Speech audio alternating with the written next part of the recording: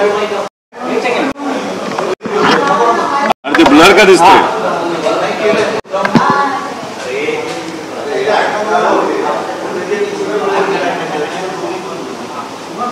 अरे आम्ही दिसू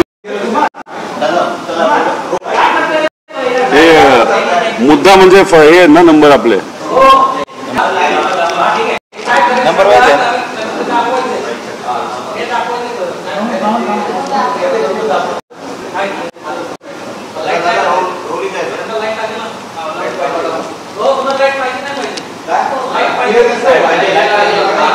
लाव रे भाई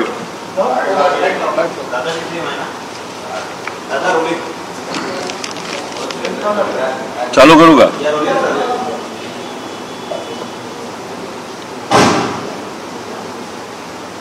आज या प्रेस कॉन्फरन्सच्या माध्यमातून गँग्स ऑफ गद्दार्स या विषयावर आम्ही सर्वजण बोलणार आहोत.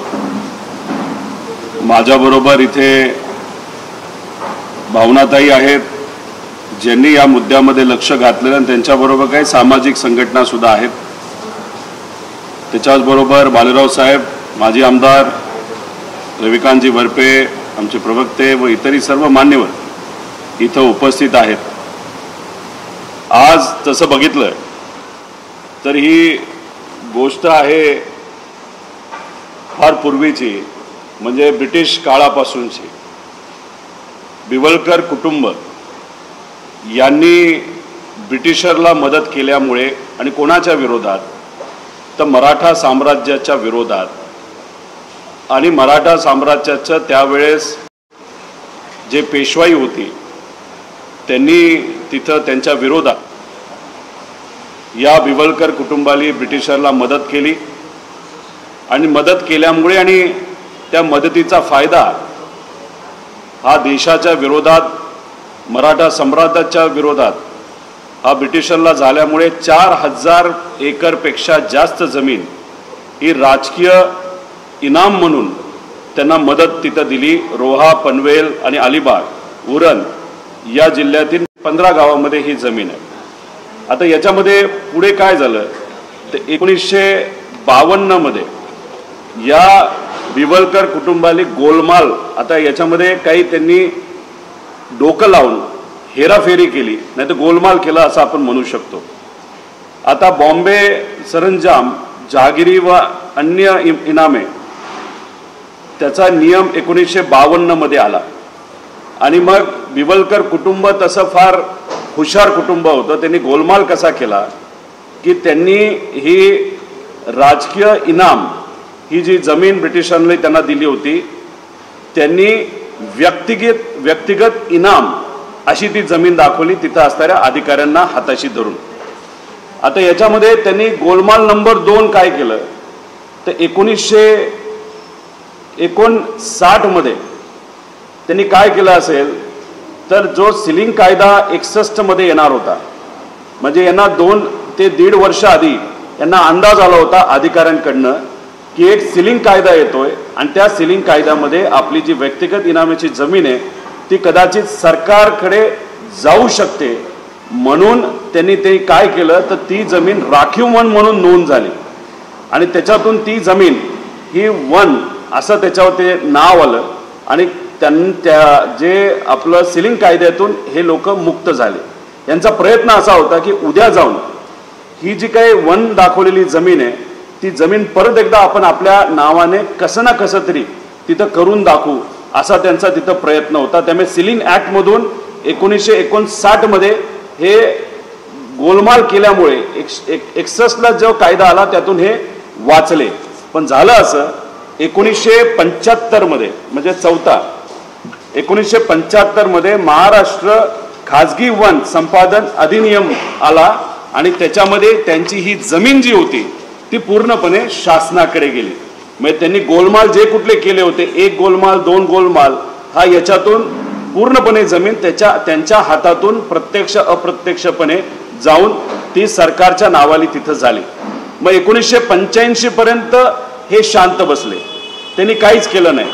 पण बिवलकर कुटुंबाने खाजगी वन संपादक कायदा जमीन ज्याच हरकत घेतली. कधी 1985च्या दरम्यान सर्वे क्रमांक 51 संदर्भात वन विभागाचे जमिनीचा ताबा सोडून देण्याबाबत अर्ज दाखल करा 1985. आता याच्यामध्ये 4 वर्षानंतर 1989ला कलेक्टर यांनी बिवलकर कुटुंबाचा अर्ज फेटाळला. मग या बिवलकर कुटुंबाने काय केलं ते 1989ला हा जो कलेक्टरनी आदेश काढला होता त्याच्या विरोधात ते गेले हायकोर्टमध्ये. 2010ला अजून एक त्यांनी तिथं अपील केली होती. ना तर या विषयाच्या बाबतीत अजून एक याचिका केली जे क्लब झाली. 2014 मध्ये ऑक्टोबरमध्ये उच्च न्यायालयाने बिवलकर कुटुंबाच्या बाजूने निर्णय दिला. का असं कोर्टाने स्पेसिफिकली तिथं दिलेलं आहे की याच्यामध्ये न्यायालयामध्ये जेव्हा युक्तिवाद चालू होता तेव्हा शासनाकडनं आणि सिडकोकडनं जे वकील तिथे आले होते त्यांनी मुद्दा प्रभावीपणे मांडला नव्हता. कशाचा? सीलिंग कायद्याचा. म्हणून 2014ला ऑक्टोबरमध्ये निकाल हा बिवलकरच्या नावाली तिथं झाला. पण झालं असं 2015ला ही गोष्ट सरकारला लक्षात आली. मग सुप्रीम कोर्टमध्ये योग्य वकिलांचा वापर करून याला तुर्तास स्थगिती तिथं आणली. म्हणजे हे सुप्रीम कोर्टाला जाणवलं अरे काहीतरी गडबड झालंय आणि गडबड झालंय म्हणून त्यांनी त्याला स्थगिती दिली. आता याच्यामध्ये आपण समजून घ्या की 2085 मध्ये त्यांनी का तिथं एक हरकत घेतली हे समजण्यासाठी परत एकदा आपल्याला थोडंसं मागे जावं लागेल. याच्यामध्ये 1971 मध्ये नवी मुंबई प्रकल्पाची घोषणा झाली 20 मार्च 1971ला, ज्याच्यामध्ये 95 गावे हे अधिसूचित झाली. मग 72 मध्ये अधिसूचित जमिनी सिडकोकडे देण्याचा शासन निर्णय झाला. 83 मध्ये आपण जर बघितलं तर 4 फेब्रुवारी 1983 शासकीय जमिनी हस्तांतरित करण्याचा निर्णय झाला. कधी? 83 मध्ये. आणि त्याच्यामध्ये 83 ते 85 दरम्यान नवी मुंबई प्रकल्पासाठी या जमिनी संपादित करण्यात आल्या. यामध्ये 71 हेक्टर म्हणजे 150 एकर जमीन ही कलेक्टर व कोर्ट ऑफ वॉर्ड्स याची होती जी बिवलकर कुटुंबाकडून हस्तांतरित झाली होती. भूसंपादित जमिनीचा फायदा मिळावा या हेतूतून बिवलकर यांनी हरकत घेतली होती. म्हणजे कधी? जेव्हा 71ला नवी मुंबई प्रकल्पाची घोषणा झाली आणि नंतर ज्या पद्धतीने शासनाकडनं तिथं निर्णय घेण्यात आले त्यावेळेस त्यांना असं वाटलं की परत एकदा आपण ट्राय करू, गोलमाल करून या जमिनीचा मोबदला आपल्याला मिळतोय का ते तिथं बघूया. आता यांनी 1987 मध्ये अजून एक गोलमाल केला. हा गोलमाल 3 महसूल विभागाचे अधिकाऱ्यांना हाताशी धरून बेकायदेशीर अधिसूचना आणली आणि त्या बेकायदेशीर अधिसूचना आणल्यानंतर त्या जमिनीवर मोबदला सुद्धा त्या बिवलकर कुटुंबाने तिथं घेतला. आमची मागणी आहे की याच्या बाबतीत सुद्धा सरकारने लक्ष देऊन याच्यात काय खरंय काय खोटंय आणि कशा पद्धतीने गोलमाल करून हा पैसा तिथं घेतला. सुप्रीम कोर्टाचा आता जो गवई साहेबांचा निर्णय आहे हा या विषयाला सुद्धा लागू होतो. पण याच्या खोलात मी जास्त जात नाही कारण इंटरेस्टिंग जे काही आजच्या काळातले गद्दार जे आहेत ते नंतरच्या काळामध्ये येतात म्हणून मी तुम्हाला नंतर ती गोष्ट सांगतो.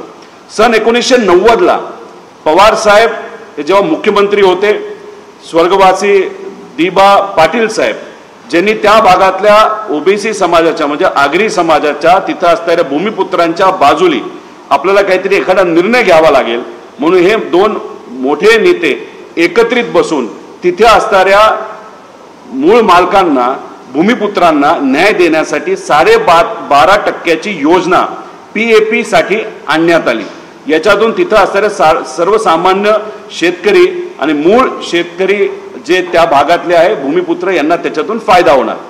आता ह्याच्यामध्ये काय झालं तर बिवलकर जे आहेत जे झोपले होते परत एकदा पैसा दिसल्यामुळे ते जागे झाले आणि त्यांनी काय केलं 1993ला म्हणजे 90ला पवार साहेब आणि दिबा पाटील साहेबांनी मिळून हा निर्णय तिथं घेतला. आंदोलन मोठं झालं होतं आणि मग तिथे असणाऱ्या लोकांच्या बाजूने हा निर्णय घेतल्यानंतर 93ला बिवलकर कुटुंबाला जाग आली आणि सिडकोकडे 12.5% योजनेचा अर्ज हा बिवलकर परिवाराने तिथं केला.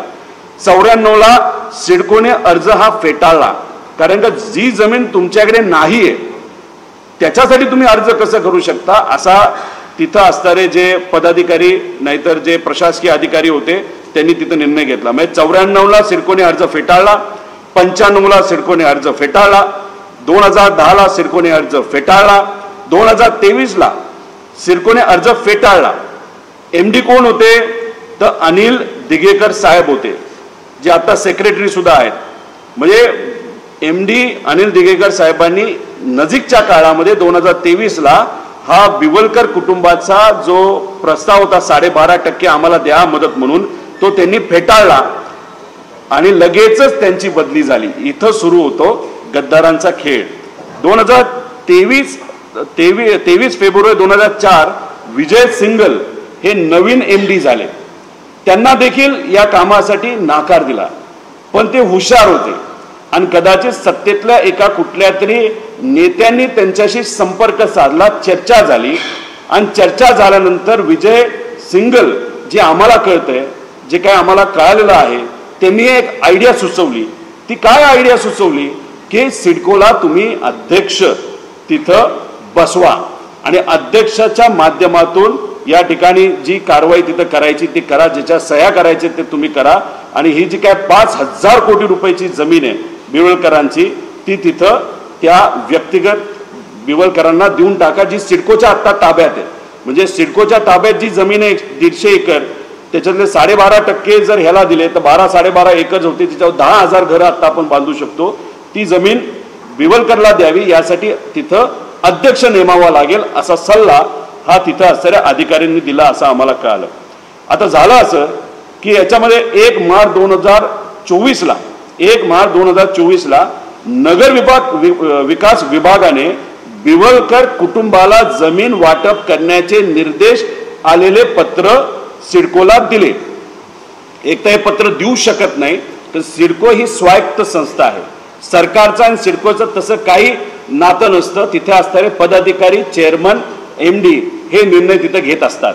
पण तरी सुद्धा त्यांनी तिथं पत्र दिलं आणि पत्र दिलं कहर बघा, त्यांनी त्याला कोणाचा रिलेशन दिलं, नाही तर कुठल्या पत्राचा, नाही तर कुठल्या लेटरचं तिथं त्यांनी हे दिलं. तर दिघेकर साहेबांनी जो अहवाल दिला होता, ज्या अहवालामध्ये बिवळकर कुटुंबाला जमीन देऊ नये असं सांगण्यात आलं होतं, तो अहवाल जोडला राज्य सरकार UD विभागाने आणि तो अहवाल जोडल्यानंतर त्या विभागाने सांगितलं की या अहवालामध्ये सकारात्मक सांगितलं आहे की बिवलकरला जमीन द्या, पण तो अहवाल त्यांनी बघितला सुद्धा नाही. दिघेकरांनी नाकारला होता की जमीन देऊ नये. म्हणजे कुठेतरी सेक्रेटरिएट लेवलला सुद्धा UD मध्ये कुठेतरी सिडकोची दिशाभूल करण्याचा प्रयत्न तिथं केला. नाही तर सिडको मध्ये जे पुढचे चेअरमन येणार आहेत, फार मोठे महान व्यक्तिमत्व आहेत, तर ते येण्यापूर्वी एक वातावरण निर्माण करण्यासाठी एक पत्र देण्यात आलं. दिघेकरांचं नाव पुढं करण्यात आलं, पण दिघेकरांनी त्या कुटुंबाला जमीन देऊ नये असं सांगितलं होतं. असं पत्र तिथं आलं आणि आता गोलमाल 4 म्हणजे गँग्स ऑफ गद्दार नवीन एंट्री या ठिकाणी होती. ती म्हणजे कोणाची, कदाचित तुम्हा सर्वांना कळेल कुठल्या व्यक्तीची होती. तर ते बॅगवाले मंत्री आहेत. म्हणजे ज्याच्यात तुम्ही बघितलं असेल की त्यांच्या बॅगमध्ये खरे पैसे होते, आमच्यात जरा खोटे पैसे तर आहेत. समजून घ्या, हे खोटे पैसे आहेत, नाही तर उद्या जाऊन आमच्या मागे ED लावचाल तुम्ही, नाही तर CBI लावचाल. हे मंत्री म्हणजे बॅगवाले म्हणजे छत्रपती संभाजीनगरचे जे शिरसाट साहेब आहेत, त्यांनी त्या ठिकाणी एंट्री केली. त्यांना चेअरमन बनवण्यात आलं. 16 सप्टेंबर 2024 यांची सिडकोचे अध्यक्ष म्हणून नेमणूक झाली. आता शिरसाट यांनी पहिल्याच बैठकीत काय केलं असेल, तर शिरसाट यांनी पहिल्याच बैठकीमध्ये बिवलकर कुटुंबाला जमीन देण्याचा निर्णय घेतला. म्हणजे किती हजार कोटीची ही जमीन, 5,000 कोटीची. कोणाच्या ताब्यात होती? सिडकोच्या ताब्यात होती. सिडको कोणासाठी घर बांधतं, तर मध्यमवर्गीय नाही तर गरीब लोकांसाठी घर बांधतं. आता ही त्या गरिबांसाठी असणारी जमीन, म्हणजे आता लाखो लोक लॉटरीच्या माध्यमातून सिडकोचं घर मिळावं यासाठी प्रयत्न करतात आणि ही सिडकोच्या ताब्यात असणारी जमीन, ज्याला अनेक तिथं असणारे जे अध्यक्ष होऊन गेले, नाही तर अनेक तिथं MD होऊन गेले, ज्यांनी नाकारलं होतं बिवलकर कुटुंबाला द्यायला, शिरसाटांनी पहिल्याच बैठकीत म्हणजे एकदम गाजावाजा करून शिरसाटांचं स्वागत तिथं झालं. म्हणजे ढोल ताशामध्ये आजपर्यंत कधी तसं स्वागत झालं नव्हतं. आणि शिरसाटांनी काय केलं असेल तर पहिल्याच बैठकीला 61,000 स्क्वेअर मीटर अशी जमीन ही त्या ठिकाणी मार्केट व्हॅल्यू 5,000 कोटीची असलेली ती बिवलकर परिवाराला दिली. 8,000 स्क्वेअर मीटर पर आता ट्राय पार्टी अग्रीमेंट हे झालेलं आहे आणि तिथं आता डेव्हलपमेंट सुरू होईल. पण ती डेव्हलपमेंट जी होणार आहे त्याच्यात गरिबाला घरं मिळणार नाही, तिथं श्रीमंताला घरं ही तिथं मिळणार आहे. आता ह्याच्यात काय झालं ते स्थानिक भूमिपुत्र जे आहेत ज्याच्यामध्ये जे यांनी म्हणजे दिबा पाटील साहेबांनी ज्यांच्यासाठी संघर्ष केला, ज्या ओबीसी समाजाचे आगरी समाजाचे जे स्थानिक भूमिपुत्र आहे त्यांच्यावर खूप मोठ्या प्रमाणे अन्याय हा शिरसाटांनी तिथं केला.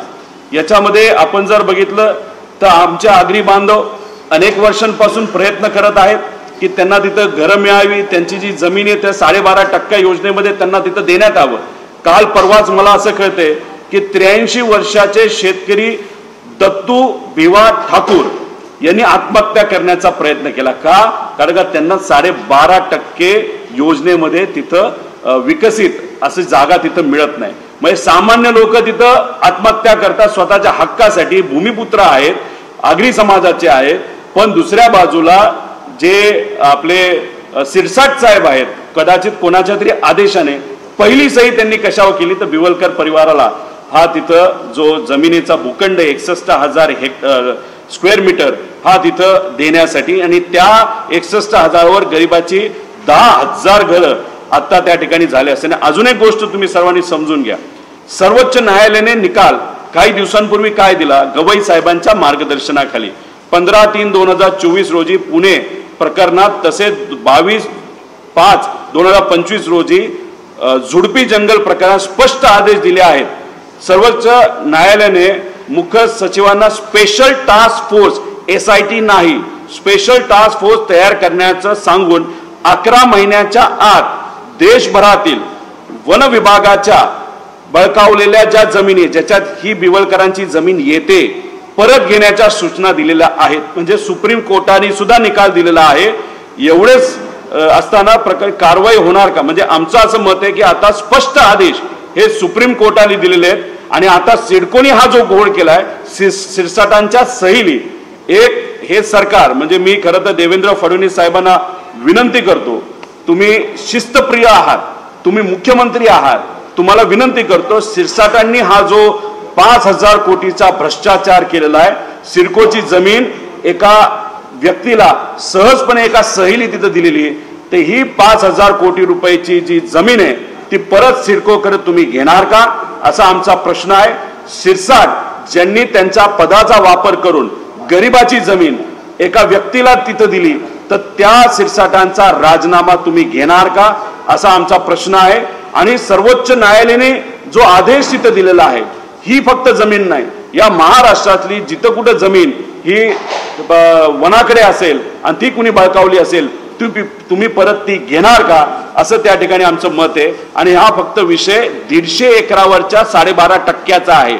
जर 4,000 एकर जमीन बिवळकरांची आपण घेतली तर हा जो स्कॅम आहे लँड स्कॅम आहे तो लँड ग्रॅब स्कॅम हा 50,000 कोटीवर तिथं जाऊ शकतो. त्यामुळे ह्या सर्व गोष्टींकडे लक्ष देण्याची जरूरत आहे आणि हे सरकार त्या बाबतीत काय करणार आहे हे आम्हा सगळ्यांना तिथं जायचंय समजायचंय. आता संजय शिरसाटांचे कारनामे बघा. संजय शिरसाट यांना 15 डिसेंबर 2024 रोजी मंत्री म्हणून शपथ घेतली. आता शपथ घेतल्यानंतर मंत्री असूनही त्यांनी सिडकोचा कारभार हा सोडला नव्हता. तो सातत्याने ते सर्व कारभार बघत होते. सर्व स्तरातून दबाव आल्यानंतर त्यांना 16 जानेवारी 2025 रोजी पदमुक्त करण्यात आलं होतं. आणि विशेष म्हणजे अध्यक्षपदावरनं पदमुक्त झाल्यानंतर देखील शिरसाट सिडकोला 1 ते 3 महिने हे सातत्याने त्या ठिकाणी जात होते. मग जे काही कारनामे तुम्ही केले तुमच्या सह्याच्या माध्यमातून पैशाची रिकव्हरी करण्यासाठी तुम्ही तिथं जात होता का हे जे काही जमीन तुम्ही गरिबाची एका बिवलकर परिवाराला हस्तांतरित केली त्यात काय अडचणी येत आहेत नाही येतात बिवलकर परिवाराला हे तुम्ही समजून घेत होता का आणि त्यांना तिथं मदत सातत्याने करत होता का अशा अनेक प्रश्न आमच्या समोर तिथं निर्माण होतात. त्यामुळे देवेंद्र फडणवीस साहेबांना विनंती आहे की कृपा करून लगेचच्या लगेच सिरसटांचा राजीनामा हा घेतलाच पाहिजे। जो माणूस गरिबाच्या जमिनी एका व्यक्तीला देतो त्याच्यावर कारवाई ही झालीच पाहिजे। म्हणूनच अनेक लोकांना कोडं पडलं होतं की छत्रपती संभाजीनगरमध्ये वीट्स जे हॉटेल आहे ज्याची किंमत असं म्हणलं जातं 100 ते 100-150 कोटीच्या आसपास आहे, ते हॉटेल शिरसाटांचे जवळचे लोक कदाचित नातेवाईक नाही तर मुलगा हे विकत घ्यायला कसा निघाला होता। त्र्यंबकेश्वर मध्ये जमीन खरेदी करण्यासाठी एवढा मोठ्या प्रमाणात पैसा आला कुठून? MIDC मध्ये प्लॉट खरेदी करून एक मोठा व्यवसाय तिथे उभा केला। अनेक विषय आहेत आणि सगळ्यात महत्त्वाचं म्हणजे त्यांच्या घरामध्ये जी पैशाची बॅग आपल्या सर्वांना दिसली कदाचित त्याच्यामध्ये 12 ते 15 कोटी रुपये असतील। त्या बॅगचं रहस्य कुठं असेल तर या सिडकोच्या जमिनीमध्ये आहे असं आमच्या सगळ्यांचं मत आहे। त्यामुळे या सिरसटांवर कारवाई ही केली गेली पाहिजे असं आमच्या सगळ्यांचं मत आहे। हे सगळे पुराव्याचे डॉक्युमेंट आहे जे आपल्या सर्वांना गुगल ड्राईव्हच्या मदतीने पुढच्या 5 मिनिटांमध्ये येतील, सोशल मीडियावर येतील। त्याच्याचबरोबर जे काही मुद्दे मी मांडले त्याचे पूर्णपणे पुरावे या ठिकाणी आहेत। वेळेचा अभाव असल्यामुळे याच्यामध्ये मी खूप खोलात गेलेलो नाही। त्यामुळे इथं आम्ही सर्वजण आता सिडकोला परवा म्हणजे 20 तारखेला सकाळी 11 वाजता तिथं असणाऱ्या अधिकाऱ्यांना जाब विचारण्यासाठी तिथे जे 12.5% अजूनपर्यंत भूमिपुत्राला ज्या लोकांना अनुदान मिळालं नाही त्यांच्या वतीने आणि हे 10,000 घरं जी गरिबाची बांधू शकली असती आणि जे लोक हे तिथं लकी ड्रॉ मध्ये सहभाग घेतात पण त्यांना घर मिळत नाही त्या सर्व लोकांच्या वतीने आम्ही 11 वाजता 20 तारखेला सिडकोच्या ऑफिसला जाणार आहोत। शशिकांत शिंदे साहेबांच्या मार्गदर्शनाखाली आम्ही सर्व जाऊन तिथं असणाऱ्या अधिकाऱ्यांना जाब विचारणार आहोत। आम्ही तर जाणारच आहोत पण तिथे जे 12.5% वाले जे लोक आहेत जे प्रलंबित आहेत अनेक वर्ष वाट बघून आहेत त्याच्याबरोबर जे लकी ड्रॉ मध्ये सहभाग घेतात मग घर मिळत नाही असे सुद्धा लोक 20 तारखेला सिडकोला येतील असं आम्हा सगळ्यांना वाटतं। आम्ही सर्वजण जाणार आहोत, जे लोक येतील सगळ्यांचा आवाज बनून आम्ही सर्वजण तिथे लढणार आहोत। भावनाताई इथं आहेतच, त्या तिथल्या स्थानिक आहेत, त्या सुद्धा अनेक लोकांच्या संपर्कात आहेत, अनेक इतर सामाजिक संघटना तिथं संपर्कात आहेत। याच्याच बरोबर संजय राऊत साहेबांशी आमचं फोनवर बोलणं झालंय। खासदार असल्यामुळे ते आज दिल्लीत तिथं पार्लमेंट सुरू आहे। त्यांनी सुद्धा सांगितलेलं आहे की जर गरिबावर अन्याय झाला असेल तर आम्ही तुमच्या बरोबर आहोत। काँग्रेसशी सुद्धा आम्ही संवाद साधणार आहोत आणि हा जो विषय आहे भ्रष्टाचाराचा 5,000 कोटीचा सिरसटांचा हा पुढे आता आम्ही आणलेलो आहे। या बाबतीत सरकार काय करते आणि सगळ्यात महत्त्वाचं आम्ही वाट बघणार आहोत। उद्या कॅबिनेटची बैठक आहे, त्या कॅबिनेटच्या बैठकीमध्ये सिरसटांना घरी बसवलं जातंय का हे आम्ही सर्वजण बघणार आहोत। जर नाही तर 20 तारखेला म्हणजे परवा आम्ही सर्वजण सिडकोला जाणार आहोत आणि जोपर्यंत सिरसटांचा राजीनामा घेतला जात नाही तोपर्यंत लोक आम्ही सर्वजण शांत बसणार नाही। त्याच्याच बरोबर जी काही जमीन ही ज्या ब्रिटिश लोकांना मराठा साम्राज्याच्या विरोधात ज्या परिवारांनी त्या ठिकाणी मदत केली अशा परिवाराला जी आता जमीन पैसे घेऊन तिथं बिवलकर परिवाराला दिली ती परत जमीन ही सिडकोला दिलीच गेली पाहिजे आणि लवकरात लवकर त्या पद्धतीचा निर्णय सरकारकडनं घेतला गेला पाहिजे। त्याच्याच बरोबर आमचं म्हणणं आहे की SIT नाही पण जी काही सुप्रीम कोर्टाने सांगितलेलं आहे एक विशिष्ट कमिटी फॉर्म करून 11 महिन्यामध्ये निर्णय हा या जमिनीचा घ्यायचाच, पण महाराष्ट्रामध्ये असणारे इतरही सर्व जमिनी आहेत त्याचाही निर्णय हा घेतला जावा अशी विनंती या ठिकाणी सरकारला मी त्या ठिकाणी करतो। या विषयाच्या बाबतीत जर आपल्याकडे कुठले प्रश्न असतील तर आम्ही नक्की आपण विचारावेत, त्याला उत्तर आम्ही सर्वजण देण्याचा प्रयत्न करू। धन्यवाद।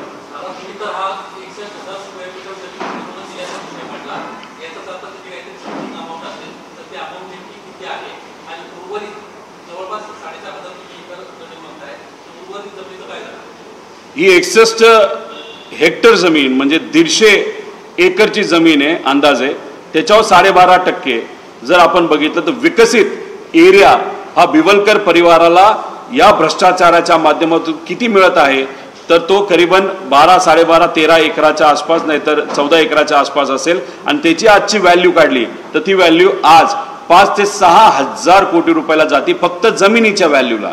ती विकसित करून त्याच्यावरचा नफा जर बघितला तर तो नफा खूप मोठा असणार आहे, त्याच्या खोलात आम्ही जात नाही। आणि हे फक्त या 12.5 म्हणजे 150 एकरावरच्या 12.5%चा विषय। अजून तिथं 4,000 एकर जमीन बिवलकर परिवाराची सरकारला जी दिलेली आहे ती तशीच आहे, त्यामुळे त्याच्या खोलामध्ये सुद्धा जाण्याची जरूरत आहे। हा गोलमाल त्यांनी या विषयाच्या बाबतीत केला, त्याचा प्रयत्न नक्कीच 100% असेल की तो दुसऱ्या जमिनीच्या बाबतीत सुद्धा गोलमाल करायचा। आता ज्या लोकांनी ब्रिटिशरला मदत केली मराठा साम्राज्याच्या विरोधात, या देशाच्या विरोधात, अशा परिवारातून जे वंशज आहेत ते प्रयत्न करत आहेत यातून नफाखोरी करण्याचा, तो नफाखोरी करण्याचा प्रयत्न त्यांचा आम्ही हाणून पाडू।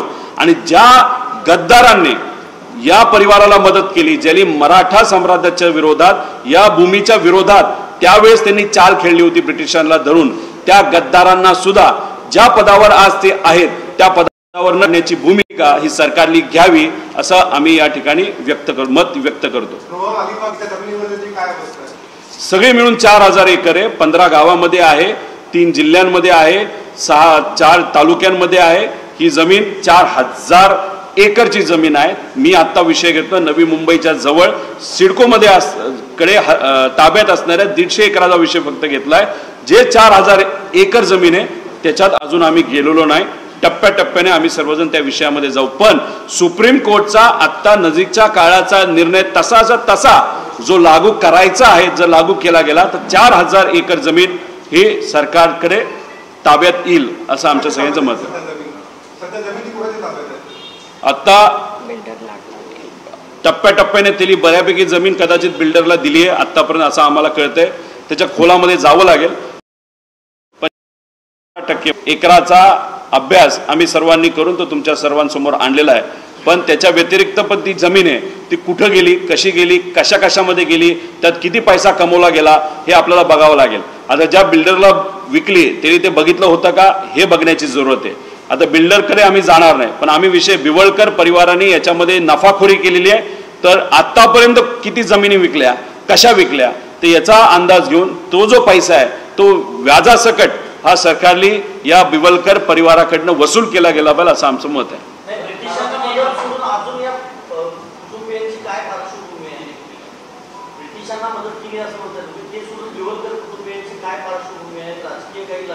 काहीच पार्श्वभूमी आम्हाला तर माहित नाही। हे त्या काळातलं जे आहे याच्यामध्ये स्पेसिफिकली लिहिलेलं आहे, जे त्यावेळेस म्हणजे Sardar Vinayakrao Daruraj Biwalkar versus secretary of state for India in council, म्हणजे हे ब्रिटिशकालीन कागद आहे। याच्यामध्ये स्पेसिफिकली आपण आज गेला तर त्यांनी सांगितलंय की ब्रिटिशांना मदत केल्यामुळे मराठा साम्राज्याच्या विरोधात म्हणून त्यांना ती जमीन त्यावेळेस मिळाली होती। हे स्पेसिफिकली अशा पद्धतीचे डॉक्युमेंट आहे।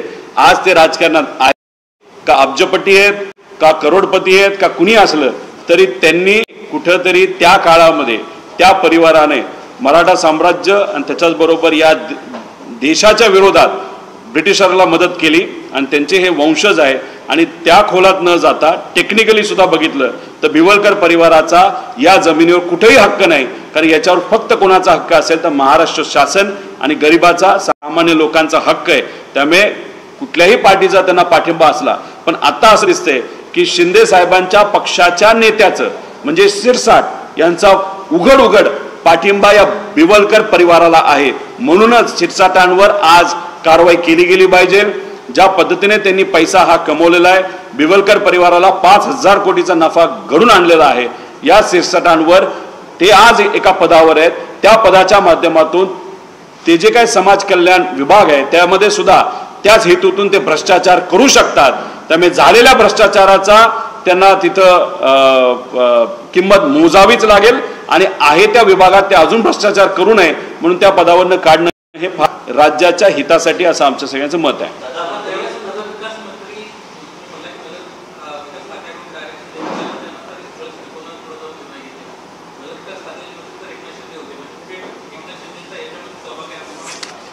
आता मंत्री महोदयांची सही आहे का नाही हे आपल्याला सांगता येणार नाही, पण दिघेकरांचं नाव पुढं करून दिघेकरांनी या बिवलकर परिवाराच्या विरोधात निर्णय तिथं गेला होता। पण जे सेक्रेटरीएट यूडी म्हणजे नगर विकास यांच्याकडनं पत्र आलं त्यात या अधिकाऱ्यांचं नाव दिघेकरांचं नाव देण्यात आलं होतं की यांनी सकारात्मक जो नकारात्मक होता, म्हणजे कुठेतरी सेक्रेटरीएट यूडी यांच्याकडनं सुद्धा दिशाभूल झाली आणि तसं पत्र हे यूडीकडनं आलं खाली सिडकोला। खरं तर ते देऊ शकत नाही कारण सिडको ही स्वायत्त संस्था आहे, त्या संयुक्त संस्थेचा प्रमुख कोण होतं तर सिरसाट होते. सिरसाटांच्या सहीली या पत्राचा रेफरन्स घेऊन तिथं बिवलकरांना 5,000 कोटीची जमीन तिथं दिली. त्यामुळे शिंदे साहेबांचा आणि ते मंत्री असतानाचं काय रिलेशन आहे की हे आपल्याला बघावं लागेल. पण सिरसाटांचं डायरेक्ट रिलेशन आहे. सिरसाटांना राजीनामा हा त्यांनी दिलाच गेला पाहिजे. आणि शासन हे भाजपचं आहे, मित्र पक्षाचं आहे.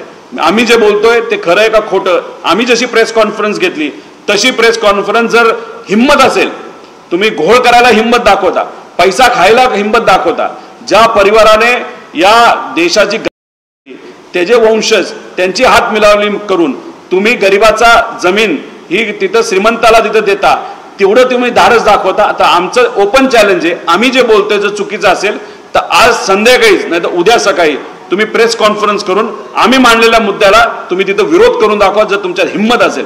आमच्यात ती हिंमत आहे, तुमच्यात नाही आहे असं आम्हाला सगळ्यांना वाटतं. पण असेल तरी तुम्ही प्रेस कॉन्फरन्स घेऊन आम्ही जे खरे बोलतोय ते खरं नसेल तर तुम्ही जे बोलताय ते काय आहे तुमच्याकडे पुरावे तुम्ही द्या. दूध का दूध पाणी का पाणी होईल. पण 20 तारखेला आम्ही अधिकाऱ्यांना विचारण्यासाठी 100% त्या ठिकाणी जाणार आहोत.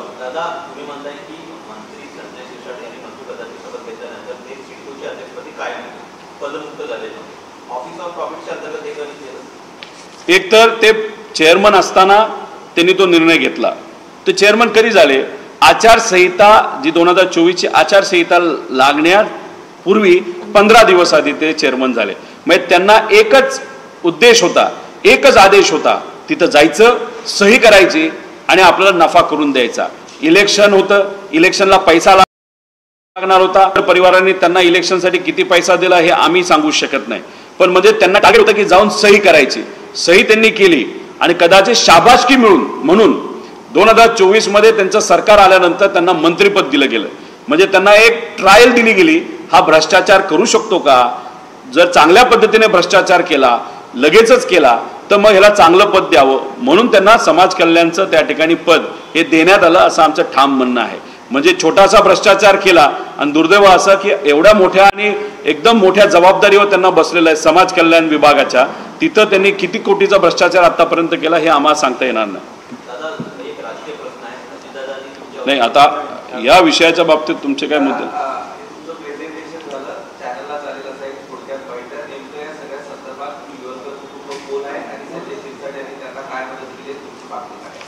एक तर बिवलकर परिवार हा पूर्वीचा आपण ब्रिटिश काळामध्ये गेला तर त्यांनी ब्रिटिशांना हात मिळवणी करून मराठा साम्राज्याच्या विरोधात, त्याच्याचबरोबर आपल्या या मायभूमीच्या विरोधात त्यांनी तिथं हातमलिनी करून तिथं ब्रिटिशांना मदत केली होती. आणि त्याच्यात 4,000 एकर जमीन ब्रिटिशांनी त्यांना तिथं राजकीय इनाम म्हणून दिली गेली. नंतर त्यांनी व्यक्तिगत इनाम म्हणून त्याचं नाव काही अधिकाऱ्यांना हाताशी धरून 60-70 वर्षापूर्वी केलं होतं. आता विषय एवढाच आहे, मधली स्टोरी जर आपण बाजूला ठेवली तर ही जमीन आहे शासनाची जमीन. नंतरच्या काळात जेव्हा सिडको ह्याची स्थापना झाली त्या सिडकोच्या स्थापनेनंतर ही जमीन सिडकोकडे गेली होती. आणि मग सिडकोकडे जमीन असताना, सिडकोचा अधिकार त्याच्यावर असताना तरी सुद्धा सिरसाट नावाचे हे जे मंत्री आहेत जे 2024ला 15 दिवसासाठी हे चेअरमन झाले होते सिडकोचे, त्यांनी ती जमीन जे ते देऊ शकत नाही ती जमीन तिथं बिवलकर परिवाराला दिली, इल्लीगली दिली. आणि या जमिनीची किंमत आहे 5,000 कोटी रुपये. आणि फक्त हा विषय इथं थांबत नाही, त्यांची अजूनही जमीन आहे जी 4,000 एकर आहे, त्याची पूर्णपणे किंमत जर काढली तर 50,000 कोटीपेक्षा जास्त जाते. त्यामुळे आमच्या सगळ्यांचं मत आहे की हे जे सिरसाट आहेत जे चेअरमन झाले सिडकोचे, इल्लीगली ही जमीन जी गरिबाची होती, जी 12.5% जे भूमिपुत्रांना तिथं जमीन जागा विकसित करून दिली जाती, ती हक्काची जमीन ही कोणाला दिली तर बिवलकर परिवाराला इल्लीगली दिली. त्यामुळे ही जमीन परत घेण्यात यावी. तिथं सिडकोने गरिबांसाठी फ्लॅट बांधावे, ते किती बांधले जाऊ शकतात तर 10,000 बांधू शकतात. त्यामुळे अशा पद्धतीने ही जमीन परत घ्यावी. सिरसाटांनी राज केला पाहिजे, याच्यावर एन्क्वायरी झाली पाहिजे. सुप्रीम कोर्टाने सुद्धा काही महिन्यांपूर्वी एक जो निर्णय दिलेला आहे, अशा ज्या सर्व जमिनी आहेत ज्या फॉरेस्टच्या अंतर्गत येतात त्या पूर्णपणे, आणि काही बिल्डर नाही तर काही व्यक्तिगत लोकांकडे आहेत, त्या पूर्णपणे सरकारने आपल्या ताब्यात त्या घ्याव्यात आणि त्या सरकारने त्याचं नियोजन तिथं करावं. त्यामुळे ही जी जमीन आहे 61,000 स्क्वेअर मीटर ही शासनाने परत घ्यावी, म्हणजे सिडकोने घ्यावी. सिरसाटांवर कारवाई व्हावी, सिरसाटांनी त्या ठिकाणी राजीनामा द्यावा, जे जे अधिकारी याच्यासाठी जबाबदार आहे त्यांच्यावर तिथं कारवाई व्हावी आणि 4000 एकर जी जमीन आहे बिवलकर परिवाराची ती कुठं कुठे आहे त्याचा सुद्धा अभ्यास तिथं करावा, असं देवेंद्र फडणवीस साहेबांना या प्रेस कॉन्फरन्सच्या माध्यमातून आम्ही विनंती करतो. आर्थिक भ्रष्टाचाराचा आरोप आहे तर संजय शिरसाटांनी त्या तत्परतेचा निर्णय घेण्याचं कारण एक तर कदाचित त्यांना टार्गेट दिलं गेलं होतं, 15 दिवस तुला देतोय, तू तिथं जा, चेअरमन हो, बिरवलकर परिवाराला 5000 कोटीची जमीन तू दे. मग जर सरकार आपलं आलं 2024 नंतर जे विधानसभा इलेक्शन झालं तर तुला मंत्री करतो असंही कदाचित म्हणलं गेलं असेल. नाहीतर आपण शिरसाटांच्या घरी बॅगा बघितल्यात पैशाच्या, त्यातून नक्कीच त्यांना 100 कोटी रुपयाचा मलिदा हा मिळला असावा आणि काही त्यांच्या पक्षाला सुद्धा एक 400-500 कोटी रुपयाचा मलिदा हा मिळला असेल. म्हणजे टोटल 500-600 कोटी रुपये ही लाच म्हणून या 5000 कोटीच्या डीलमधून केलं गेलं. म्हणजे भ्रष्टाचार 5000 कोटीचा, म्हणजे सरकारचं नुकसान 5000 कोटीचे, 10-20% पैसा हा नक्कीच हा शिंदे साहेबांच्या पक्षाला आणि शिरसाटांना तिथं मिळाला असावा असं आमच्या सगळ्यांचं मत आहे. याच्यामध्ये सुप्रीम कोर्टनी जो तिथं निर्णय दिलेला आहे याच्यातून स्पेशल टास्क फोर्स ही करण्यात यावी. म्हणजे SIT काय होत नाही, SIT फक्त शोषा नाही तर मेकअप केल्यासारखे SIT फॉर्म करते, त्यातून काही निर्णय होत नाही. स्पेशल टास्क फोर्स सुप्रीम कोर्टच्या निर्णयाप्रमाणे करण्यात एक मागणी, नाही तर ज्युडिशियल एन्क्वायरी याच्यामध्ये, आणि तो सुद्धा जो जज असेल तो चांगल्या प्रतिमेचा जजाला तिथं जबाबदारी द्यावी आणि त्यांच्यातून ही एन्क्वायरी व्हावी आणि लवकरात लवकर या बाबतीतला निर्णय व्हावा. पण निर्णय होता सरळ सरळ हा भ्रष्टाचार आहे, नियमांना डावलून हा भूखंड एका बिवलकर नावाच्या परिवाराला तिथं दिलाय. म्हणजे सिरसाटांना आज नाही तर उद्याच राजीनामा हा द्यावा लागेल अशी आमच्या सगळ्यांची मागणी आहे. अजून कोणाला या विषयाच्या बाबतीतलं काय आहे?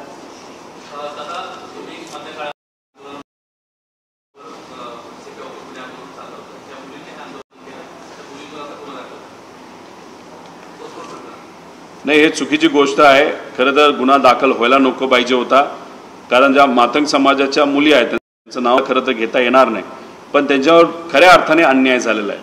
कुठलंही वॉरंट नसताना सुद्धा तिथं त्या मुलींच्या घरी जाऊन झडती घेतली गेली, तिथं त्यांना एन्क्वायरीला बोलवलं गेलं आणि त्या जेव्हा हक्कासाठी लढत होत्या अख्खा दिवस त्यांना बसावं लागलं तरीसुद्धा त्यांचं ऐकून घेतलं नाही. मग कुठेतरी या मातंग समाजाच्या महिलांवर मुलींवर तिथं अन्याय झालेला आणि आज जर त्यांच्यावर जर कारवाई होत असेल, त्यांच्यावर जर कलम लावले जात असेल, मग सत्तेचा कुठं ना कुठेतरी वापर हा केला. जो माजी अधिकारी आहे, जो छत्रपती संभाजीनगरवरनं इथं आला होता आणि पोलिसांबरोबर निवांत तिथं फिरत होता, त्याच्याबद्दलची माहिती आता आपल्याला काढावं लागेल. हा माजी पोलीस अधिकारी जो जेव्हा पोलीस अधिकारी होता त्याच्यावर पण अनेक भ्रष्टाचाराच्या कारवाई तिथं झालेल्या आहे. असा भ्रष्टाचार करणारा माजी अधिकारी या पोलिसांबरोबर फिरतो कसा आणि या मुलींची झडती घेतली कशी, आणि हे सगळे अनुत्तरित प्रश्न आहे. त्यामुळे त्यांच्यावर आजकाल जर कारवाई झाली असेल तर नक्कीच आम्ही सर्वजण लक्ष देऊ. कोर्टामध्ये सुद्धा काही सामाजिक कार्यकर्ते या मुलींच्या बाजूने तिथं जाणार आहेत, त्यामुळे कोर्ट सुद्धा योग्य ती कारवाई तिथं असणाऱ्या भ्रष्ट पोलीस अधिकाऱ्यांवर करेल असा आम्हा सगळ्यांना विश्वास आहे.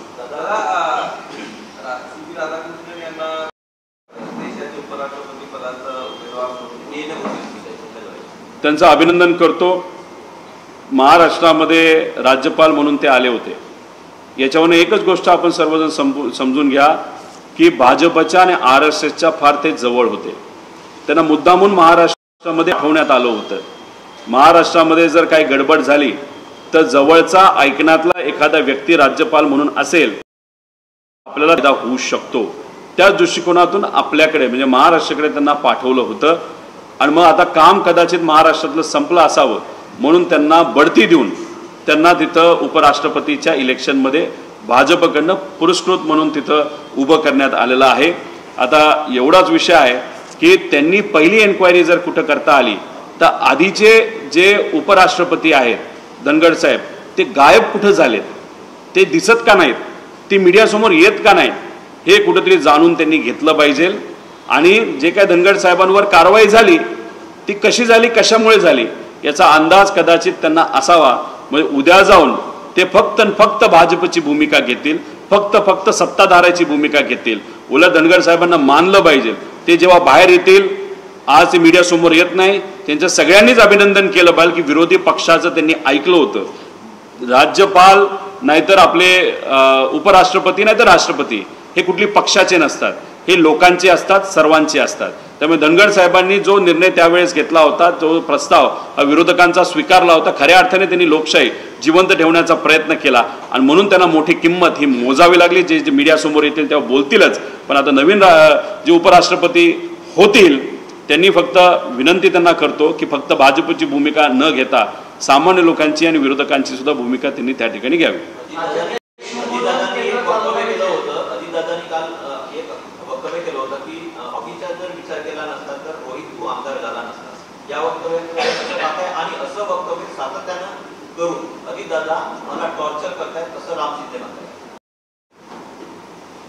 दादांनी जे काही स्टेटमेंट तिथं केलं, राहुल गांधीजीचं जे काही इन्व्हेस्टिगेशन आपण सर्वांनी बघितलं आणि जे आकडे आता पुढे यायला लागलेत, म्हणजे महाराष्ट्रामध्ये सुद्धा आमचे अनेक उमेदवार आहेत. इथं आमचे लातूरचे उमेदवार आहेत, तर त्यांच्या मतदारसंघामध्ये सुद्धा मताचा घोळ झाला आहे, EVMचा घोळ झाला आहे. त्यामुळे दादा म्हणत असतील की 1200 मतालीतून निवडून आला, पण EVMचा घोळ आणि खेळ जर बघितला तर कदाचित मी 1 लाखपेक्षा जास्त मताली निवडून येऊ शकलो असतो. त्यामुळे आता 1200चा विषय राहिलेला नाही, हा विषय हजारोंच्या मताच्या लीडच्या बाबतीतला आहे. 22 तारखेला आम्ही सर्व जे उमेदवार आणि आमदार आहेत त्यांची एक बैठक आदरणीय पवार साहेब आणि शशिकांत शिंदे साहेबांच्या मार्गदर्शनाखाली ही घेतली जाणार आहे. माझ्या मतदारसंघामध्ये सुद्धा काय गोष्टी झाल्यात ही मी तिथं बोलणार आहे, इतरही सर्व उमेदवार बोलणार आहेत. आणि नंतर राहुल गांधीजी ज्या पद्धतीने अख्ख्या बिहारमध्ये फिरून लोकांना सांगतायत खरं काय घडलं, तसं महाराष्ट्रामध्ये सुद्धा आम्ही सर्व मित्रपक्ष एकत्रित आणून या बाबतीत काय तिथं करणार आहोत हे बोलणार आहोत. त्यामुळे दादांच्या स्टेटमेंटकडे आता 1200 म्हणून नका बघू, 1 लाखच्या लीडचा विषय तो आहे. माझी 1 लाखाची लीड कशी कमी होऊन 1200वर आली, म्हणजे एवढा प्रयत्न करून, एवढं डोकं फोडून, एवढा पैसा वापरून, EVM मॅनेज करून सुद्धा तिथं असणाऱ्या स्वाभिमानी सामान्य लोकांनी मला 1200 मताली तरी निवडून दिलं, ही मला माझ्यासाठी फार महत्त्वाची गोष्ट आहे. राहिला प्रश्न राम शिंदेंचा, ते जेव्हा रडतात, राम शिंदे सर जेव्हा त्यांचा फायदा तिथं होतो. जेव्हा 2019ला मी निवडून आलो तेव्हा त्याने रडत राहिले, लोकांची सेवा कुठेही केली नाही.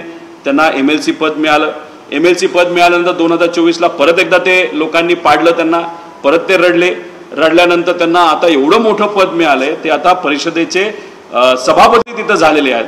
आता ते कशाला रडतात मला माहित नाही. कदाचित देवेंद्र फडणवीस साहेब दिल्लीला जातील आणि दिल्लीला गेल्यानंतर देवेंद्र फडणवीस साहेबांची मुख्यमंत्र्याची जागा जी मोकळी होणार आहे ती राम शिंदे सरांना मिळावी, असा कुठेतरी प्लॅन राम शिंदे सरांचा असावा असं मला वाटतं.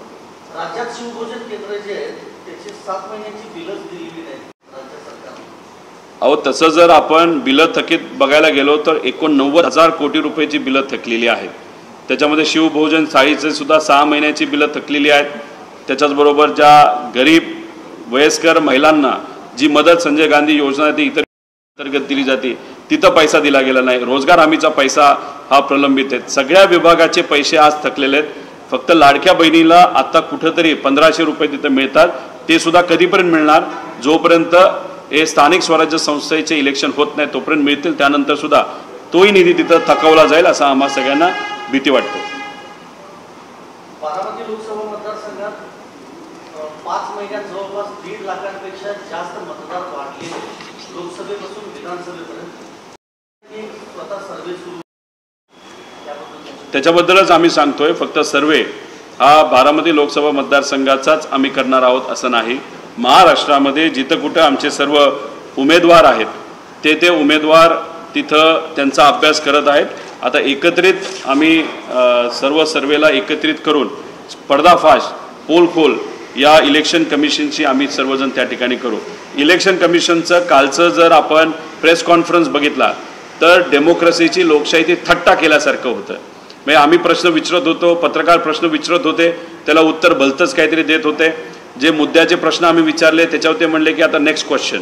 जेव्हा आम्ही म्हणलो व्हिडिओ तुम्ही देत का नाही, तर म्हणाले की महिलांचे व्हिडिओ तुम्हाला कसे देऊ.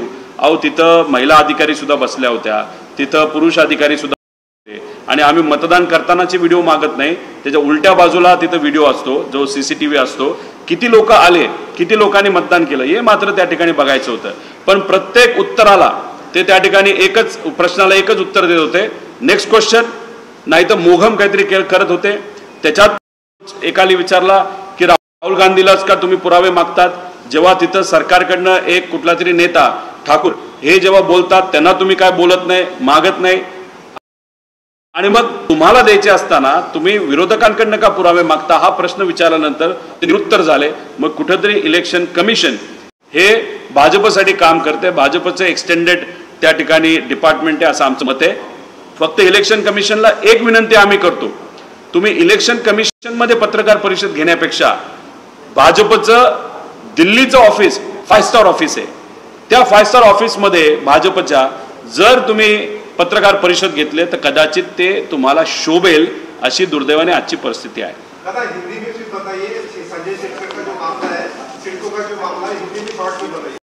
देखो, ये जो संजय सिरसाट है वो 15 दिन के लिए जब 24 का विधानसभा इलेक्शन होने जाना था तो उसके 15 दिन पहले कोड ऑफ कंडक्ट के पहले उनको वहाँ पे सिडको एक संस्था है महाराष्ट्र में, उनका वहाँ पे उनको अध्यक्ष बनाया गया और उन्होंने उस 15 दिन में 5,000 करोड़ रुपए की एक जमीन जो सिडको हाथ में थी, ताबा में थी, वो एक बिवलकर नाम के परिवार को वहाँ पे दी गई.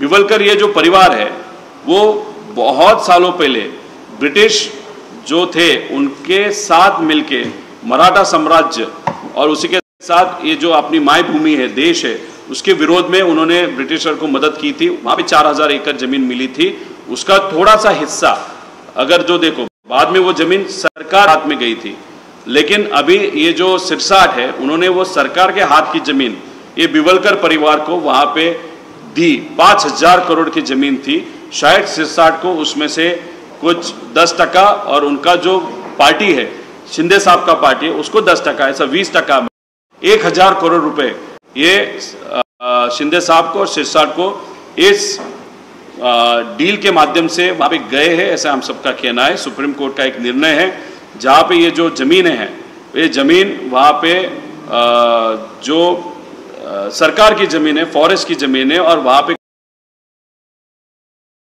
प्राइवेटली वहाँ पे अगर उसका कब्जा है तो सुप्रीम कोर्ट ने कुछ महीने पहले निर्णय दिया कि ये पूरी ज़मीन सरकार ने अपने ताबा में लेनी चाहिए. तो बिवलकर को जमीन दी, वो ताबा में लो, और सिरसाट ने वहाँ पे भ्रष्टाचार किया है, पदों का गैर उपयोग किया है, और अभी वो मंत्री है, इसलिए वो जिस विभाग के मंत्री है उस विभाग से उनको हटाना चाहिए, ऐसे हम सबका कहना है. देवेंद्र फडणवीस साहब को हम विनती करते कि आप स्ट्रिक्ट नेता हो, आप इस विषय में ध्यान देना चाहिए. उसी के साथ परसों 11 बजे सिडको के यहाँ पे हम सब, हमारे शशिकांत जी शिंदे साहब होंगे, हम हैं, हम संजय राउत साहब से भी बात करेंगे, उसी के साथ कांग्रेस से भी बात करेंगे. हम सब वहाँ पे सिडको के अधिकारी को पूछने के लिए जा रहे हैं कि आपने ये करप्शन कैसे होने दिया. वहाँ पे जाके वो क्या बोलते हैं वो देखना पड़ेगा. 100% उन्होंने राजीनामा देना ही चाहिए. उन्होंने उस वक्त उनके ऑफिस का, उनके पद का इस्तेमाल करके वहाँ पे भ्रष्टाचार किया 5,000 करोड़ का. अभी उनको अगर समाज कल्याण के मंत्री वहाँ पे बनाए, वहाँ पे भी वो भ्रष्टाचार कर सकते हैं, ऐसा हम सबका कहना है. सर, महाराष्ट्र से मौजूदा राज्यपाल को अभी देश के उपराष्ट्रपति पद के चुनाव में उम्मीदवार घोषित किया गया है. इससे एक ही पता चलता है कि महाराष्ट्र में वो राज्यपाल है अभी जो अभी देश के उपराष्ट्रपति बनने जा रहे हैं. फिर इतने पास, मतलब RSS BJP के पास होने वाले व्यक्ति को महाराष्ट्र क्यों भेजा गया? क्योंकि यहाँ पे ऑफिस सेट राइट करने के लिए, या जो शिंदे साहब का, अजीत दादा का, BJP का जो वाद है वो वाद अगर एस्केलेट हुआ तो वहाँ पे कोई कंट्रोल करने वाला एकदम नज़दीक का नहीं, ये पास वाला एकदम विश्वासु व्यक्ति वहाँ पे होना बहुत इंपॉर्टेंट था. इसीलिए शायद उनको यहाँ पे राज्यपाल बनाया गया. अभी राज्यपाल का काम होने के बाद उनको देश के उपराष्ट्रपति वहाँ पे बनाने का BJP वहाँ पे प्रयास करे, वहाँ पे वोटिंग होगा. इससे दूसरी बात एक है कि शायद वोटों के या आंकड़ों के दम पे वो उपराष्ट्रपति बन भी जाएंगे, लेकिन उन्होंने एक बार पूछना चाहिए कि धनखड़ साहब कहाँ पे, उनको कहाँ पे रखा गया है. वो नज़र कैद में है क्या, वो मीडिया के सामने क्यों नहीं आ रहे? क्योंकि धनखड़ साहब ने विरोधी पक्ष को वहाँ पे सपोर्ट किया था, एक उनका प्रस्ताव एक्सेप्ट किया था सरकार के खिलाफ, इसलिए वो सरकार के नेताओं को अच्छा नहीं लगा, इसके लिए उन पे कार्रवाई हुए, उनको वहाँ पे राजीनामा देना पड़ा। अभी धनखड़ साहब है कहाँ पे, मीडिया के सामने वो आएंगे क्या? और ये जो नए उपराष्ट्रपति बनने जा रहे हैं या राष्ट्रपति जो भी होते हैं, उनका एक ही काम होता है कि वहाँ पे पॉलिटिकल प्रेशर में न आते हुए लोगों के हित का निर्णय वहाँ पे लेना चाहिए। इसलिए जो नए उपराष्ट्रपति बनने वाले हैं वो क्या भूमिका लेंगे वो आगे जाके हम देखेंगे, लेकिन धनखड़ साहब कहाँ पे मीडिया के सामने कब आएंगे उसकी हम सब वेट कर रहे हैं।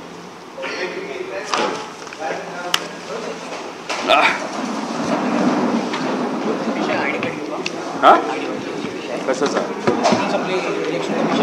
नाही घेतलं ठीक आहे आतमध्ये करूया. दादा दादा